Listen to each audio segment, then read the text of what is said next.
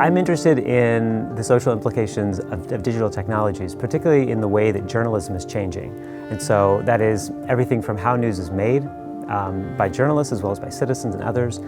how it moves in the world, how it circulates on social media, how we share it and comment on it, and then what that means for how people make sense of news, kind of from a social and psychological perspective, and in turn, how people respond back to journalists. I'm interested in understanding what the relationship is like between journalists and audiences.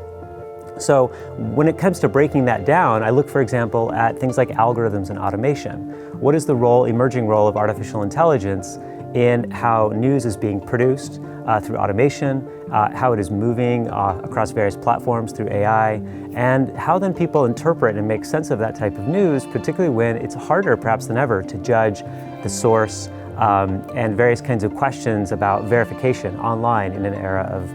automation and algorithms. So I think there's a lot of interesting things to explore with regard to technology's role in changing both the nature of news and the nature of how we make sense of it. In the past 10 to 15 years, we've seen monumental changes, and I think we're seeing lots of ways in which journalists, as well as news consumers, are still trying to make sense of these changes and figure out how to incorporate new technologies, new dynamics, new rhythms, new workflows in the everyday. And so I'm always continually fascinated by trying to not just track the changes in terms of trends, but to really understand what they mean for what is journalism, for how it works, for who counts as a journalist, and how we make sense of news in our everyday lives. I'm surprised how often people are surprised to learn that, for example, algorithms can in fact write news stories. And we don't see this in certainly a wide scale in journalism today, but just knowing that is a part of becoming aware of how these types of technologies can be used to create information in ways that we previously hadn't imagined or hadn't thought would be quite so influential. Also just being aware of, how is your newsfeed constructed? Where is this type of information coming from?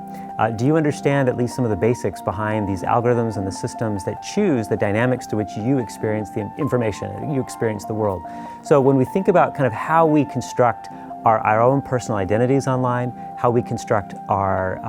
kind of news selves, that is the kind of personal selves that we see through the news and how we understand the world, there's a lot that we need to recognize with regard to the background of these technologies, the culture and norms around them, the way in which they're used, and the kind of assumptions that are baked into various platforms and services. I think there's a lot to understand with regard to the social implications of technology, of thinking about everything from the culture of Silicon Valley to thinking about the role of technology in our everyday lives, given how often we look at our phones and how much we make the phones and other devices such an integral part of our daily patterns. There's a lot to kind of think about in terms of what are the actual implications and effects of that type of technology use and technology exposure. We ought to find ways to more thoroughly investigate and explore what are the implications of the deep exposure to technology on a regular basis.